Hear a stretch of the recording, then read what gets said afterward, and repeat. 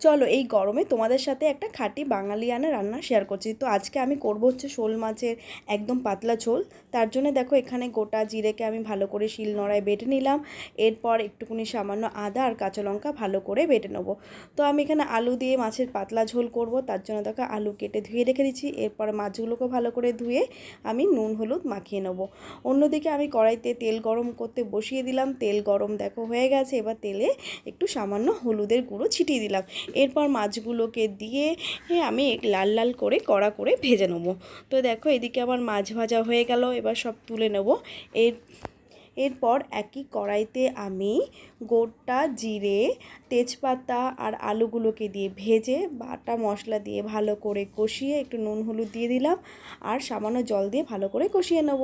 তো এখানে আমার কষানো হয়ে গেল। এরপর জল দিয়ে দিলাম। জলটাকে ভালো করে ফুটে গেলে মাছটা অ্যাড করে দিলাম। তৈরি হয়ে গেল বাঙালিয়ানা শোল মাছের ঝোল।